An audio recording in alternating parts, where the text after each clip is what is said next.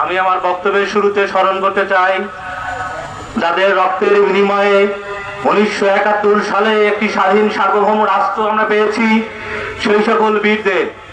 আমি আরো স্মরণ করতে চাই 1971 সাল থেকে শুরু করে 2024 পর্যন্ত যাদের রক্তের বিনিময়ে একটি স্বাধীন সার্বভৌম বাংলাদেশে অন্যায়, অবিচার, দুর্নীতির বিরুদ্ধে সদা প্রস্তুত থেকে যে আত্মবিসর্জন দিয়েছেন সে সকল বীরদের। আমি স্মরণ করতে চাই 2024-এর আমার সহযোদ্ধা, আমার বন্ধু শহীদ আবু সাইদ সহ 24-এর আন্দোলনে যে সকল বীর বুক পেতে গুলিবরণ করে গিয়েছে সে সকল শহীদদের। প্রিয় উপস্থিতি, কথা খুব অল্প বলবো। আমি আজকের এই 24-এর বাংলাদেশে দাঁড়িয়ে, 24-এর একজন রক্তযোদ্ধা হিসেবে দাঁড়িয়ে এতটুকু বলতে চাই, অস্ত্রের মুখে নিরস্ত্র হয়ে দাঁড়িয়েছিলাম, মাকে সালাম জানিয়ে যুদ্ধের ময়দানে ঝাঁপিয়ে পড়েছিলাম শুধুমাত্র একটি আকাঙ্ক্ষা নিয়ে, এই প্রিয় মাতৃভূমির পরিবর্তন হোক এই প্রত্যাশা সামনে রেখে। কিন্তু আমরা কি দেখলাম? যুদ্ধ করলাম, রক্ত দিলাম, জীবন দিলাম, কিন্তু এরপর কিছু চাষার গোষ্ঠীর কারণে সেই স্বাধীনতা আজকে আমরা ভোগ করতে পারতেছি না।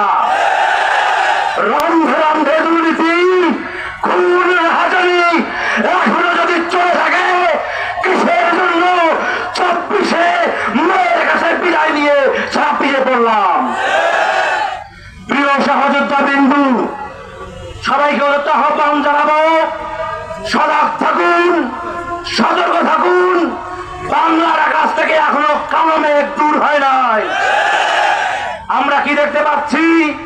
24 পরবর্তীতে এখনো বাংলাদেশের, বিশেষ করে কুড়িগ্রামের মামলা বাণিজ্যের দিকে টাকাই এমন মামলা বাণিজ্য চলছে, এটি আওয়ামী সরকারের সময় ছিল। তাহলে ফ্যাসিস্টের আমলে যে মামলা বাণিজ্য, প্রতিপক্ষকে দমন করার যে প্রক্রিয়া, সেটা যদি এখনো বর্তমান থাকে, কি লাভ হবে যুদ্ধ করে? সবাইকে আহ্বান জানাবো, সতর্ক থাকুন, সজাগ থাকুন। এই বাংলাদেশ যতক্ষণ পর্যন্ত পরিশুদ্ধ না হচ্ছে, রাজপথে সবাইকে থাকার জন্য আহ্বান জানাচ্ছি।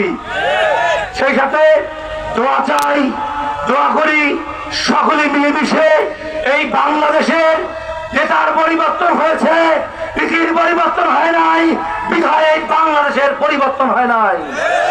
সৃষ্টিকে মুক্তি দিতে হবে, স্রষ্টার আইন ব্যতীত এই সৃষ্টিকে মুক্তি দেওয়া সম্ভব নয়। এই আব্রাহাম কাল মার্ক্সের তন্ত্র মন্ত্র ছুঁড়ে ফেলে কোরআনের শাসন ব্যতীত বাংলাদেশে সুশাসন প্রতিষ্ঠা সম্ভব নয়।